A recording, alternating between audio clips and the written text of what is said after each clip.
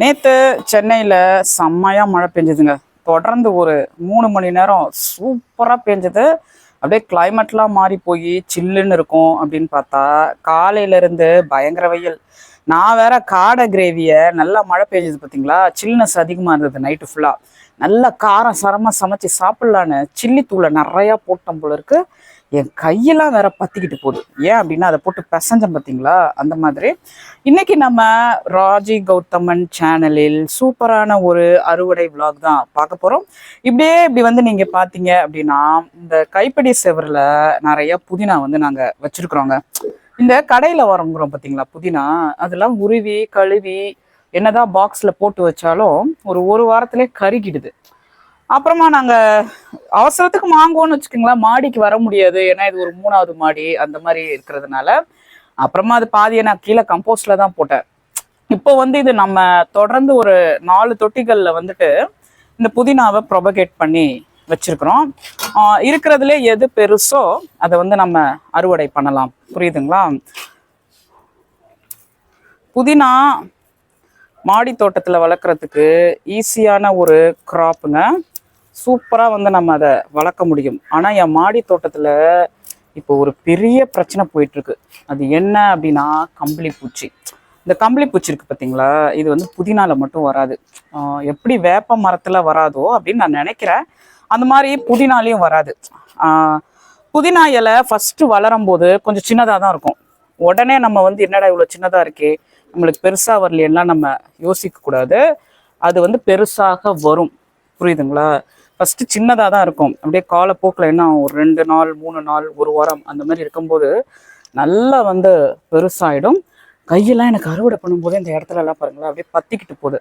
இதை ஏன் இப்போ நான் உங்களுக்கு கூட ஷேர் பண்ணுறேன் அப்படின்னா, சில பேர் நீங்கள் சில்லி தூளெல்லாம் போட்டுருவீங்க, நிறையா போட்டு பிசைஞ்சிட்டே இருப்பீங்கல்ல, அப்போ கொஞ்சம் கஷ்டமாயிடும்ல. அதனால தான் சொல்கிறேன். ஸ்பூன் யூஸ் பண்ணலாம். அது பரங்கிப்பேட்டையில் ஒரு மளிகை கடை இருக்குது. அங்கே கடையில் ஒரே வாங்குகிற மிளகாலாம் காரம் தான். அவர்கிட்ட நாங்கள் சொல்கிறோம் எங்களுக்கு இவ்வளோ கார மிளகா வேணாங்க, எங்களுக்கு கொஞ்சம் காரம் கம்மியாக கொடுங்கன்னு சொன்னாலும் அவர் அந்த கார மிளகாவையே கொடுத்துட்றாரு. என்னம்மா இவ்வளோ புதினா அறுவடை பண்ணுறீங்களேன்னா, ஏதாவது இட்லி தோசைக்கு ஒரு சட்னி செய்யலாம். அப்புறமா இங்கே நிறையா வளர்ந்துருச்சு வேற. இதோ பாருங்கள், இது கடைசியாக ப்ரொபகேட் பண்ணது. நிறையா வளர்ந்ததை வந்து நம்ம அறுவடை பண்ணுறோன்னு வச்சுக்கோங்களேன். இப்போ கீழே இருக்கிறது நல்லா வரும்ல, அதுக்காக நான் பண்ணுறேன். ஆக்சுவலி இதில் இருக்க புதினா இருக்குது பார்த்தீங்களா, இதுலேயே நான் வந்து ப்ரொபகேட் பண்ணிப்பேன். நான் திருப்பி கடையிலலாம் வாங்கிலாம் வச்சிட்ருக்க மாட்டேன். எவ்வளோ புதினாக்கள் பார்த்தீங்களா. இதுக்கப்புறமா நம்ம அப்படியே வாங்க, காடை கிரேவி செம்ம டேஸ்ட்டாக இருந்துச்சு. கிச்சன் சேனலில் ஷார்ட்ஸ் போட்டிருக்கேன், அவசியம் செக் பண்ணி பாருங்க. ஆனால் காரம்தான் தாங்க முடியல. இதை காட்டுங்க. இந்த இலைகள்லாம் இந்த மாதிரி நடக்குது இல்லை, இதெல்லாம் அந்த கம்பளி பூச்சோட வேலை தான். இப்போ நான் ரொம்ப தான் பார்த்து செடியிலெல்லாம் கை வைக்கிறேன். ஆனால் எனக்கு இந்த கம்பளி பூச்சி வந்ததுலேருந்து ஒரு வேலை மட்டும் என்னால் இந்த மாடி தோட்டத்தில் செய்ய முடியல. அங்கே பாருடா, மேலே ஒரு இலையில ஏதோ சுருட்டி கூடு கட்டியிருக்கு பாரு. என்னன்னு எடுப்போமா? யாரோ ஒரு இலையை சுருட்டி கூடு கட்டியிருக்கிறாங்க. இதை காட்டுங்க. இதோ ஒரு வெண்டைக்காய் கத்திரிக்கோளில் வச்சு பார்ப்போமா? எப்போதுமே எதுவும் இல்லை, புல்லு. இது வரைக்கும் நான் 40லேருந்து ஒரு 50 கம்பளி பூச்சிகளை வந்து நான் அழிச்சிருப்பேன். அதனால வீட்டில் இருக்கவங்கெல்லாம் ஒரு மாதிரி புல்லு பட்டாலும் முடி பட்டாலும் முருங்கைக்காய் அறுவடை பண்ணுவாங்க. அவங்க குனிஞ்சுவாங்க, வந்து பயப்படுறாங்க. ஒரு வேளை மட்டும் மாடியில் செய்ய முடியலன்னு சொன்னேன் பார்த்தீங்களா, அங்கே இருக்கு பாருங்க முருங்கைக்காய். அதை காமிங்க. இடையே கொஞ்சம் பின்னாடி போங்க. அது ஒரு தொங்குது பாருங்க. இந்த முருங்காய் மரத்தில் இது காட்டுங்க. இப்போ தெரியுதா, சூப்பராக முருங்கைக்காய் வருது.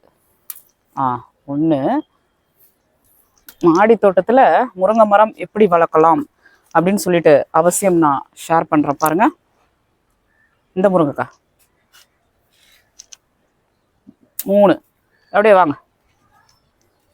இதில் பேர் 4 5 6. ஐயோ, இவ்வளோ முருங்கைக்காய் வந்துருக்குது மாடி தோட்டத்தில். இது இல்லாமல் நிறையா வந்து இருக்கிறது. நல்ல உரங்கள் வந்து இயற்கை முறையில் நம்ம கொடுக்கும்போது நம்ம மாடியிலேயே 3வது மாடியில் நின்றுட்டு முருங்கைக்காவை பக்கத்துலேயே கையில் பறிச்சுக்கலாம். எப்படி இருக்குது சூப்பராக. பாங்குன்னு சொல்லுவாங்க கொம்பு, அதை வச்சு முருங்கைக்காய் பறிச்ச காலம் போய் மாடி தோட்டத்தில் பக்கத்தில் நின்றுட்டு முருங்கைக்காய்களை அறுவடை பண்ணுறோம். பச்சை பசேல்னு அழகா இருக்கிற இந்த முருங்கைக்காய்கள் பாருங்களேன். இதை பார்த்தாலே எனக்கு சாம்பார் வச்சு முட்டை பொடிமா செஞ்சு சாப்பிடணும்னு தான் தோணும். அந்த காலத்துலலாம் சென்னையில 10க்கு ஒரு வீட்லயாவது முருங்கை மரம் இருக்கும். இப்போ கண்ணு கட்டின தூரத்துல இப்படியே சுத்தி சுத்தி பார்த்தாலும் ஒரு வீட்டுல கூட முருங்கை மரமே இல்லை. ஆக்சுவலி நான் கம்பளி பூச்சின்னு கம்ப்ளைண்ட் பண்ணும் போதெல்லாம் என் முருங்கை மரத்துல தான் வருதுன்னு நீங்க நினைப்பீங்க. கண்டிப்பா கிடையாது. மஞ்சள் கலர் டிசம்பர் பூக்கள் ஒண்ணு வந்து இருக்கு. அதுல அப்புறம் மற்ற எல்லா செடியிலையும் அது பரவி இருக்கு. பக்கத்து லேண்ட்ல இருந்து இங்க வந்ததுதான். என் லேண்ட்ல அது முட்டை போட்டதே கிடையாது. இப்ப இந்த முருங்கைக்காய்கள் இருக்குல்ல, அதை நம்ம தட்டுல வச்சுப்போம் வாங்க.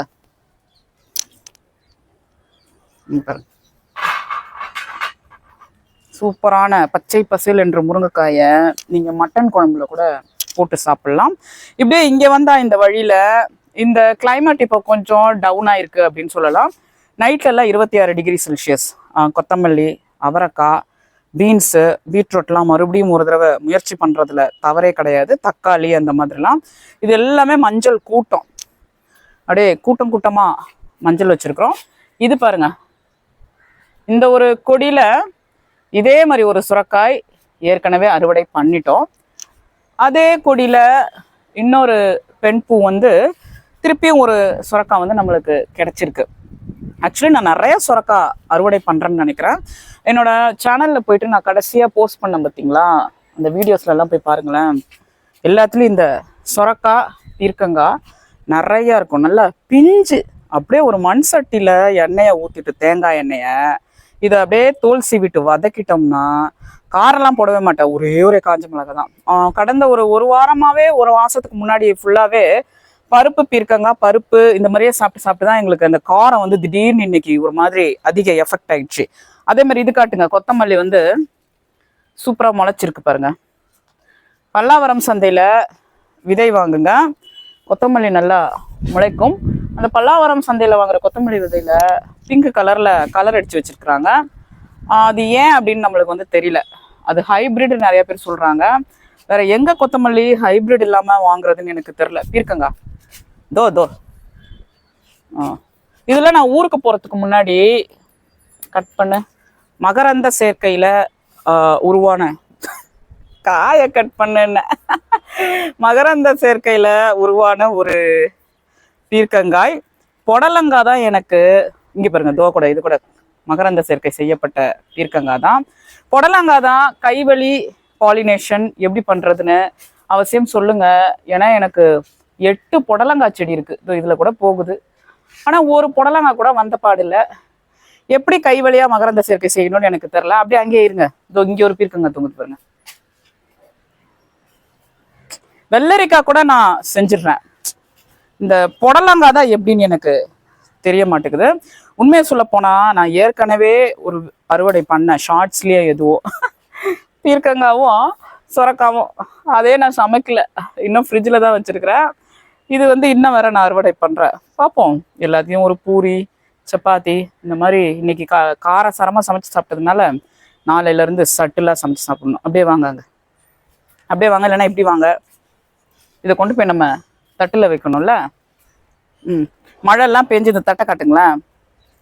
செடி தொட்டி தட்டு நான் நிறைய வச்சிருப்பேன். இந்த மாதிரி எந்தெந்த தட்டுக்கு தேவையோ, எந்தெந்த தொட்டிக்கு தேவையோ அதுக்கேற்ற மாதிரி அந்த தட்டுகளை வந்து நான் வச்சிருவேன். ஸோ அந்த மாதிரி பேஞ்சு தண்ணி தேங்கி நிற்கிறதுல கொசு உருவாகும். இந்த முருங்கைக்காயை தள்ளிக்கலாம் வாங்க. அது கொசு உருவாகாமல் இருக்க நான் வந்து அந்த தட்டெல்லாம் அப்படியே கவுத்தி விட்டுருவேன். கவுத்தி விட்டா என்ன நடக்கும்னா, தண்ணியெல்லாம் கீழே போயிடும். அப்புறம் ஒரு சுத்தமாக இருக்கும்ல, அதனால.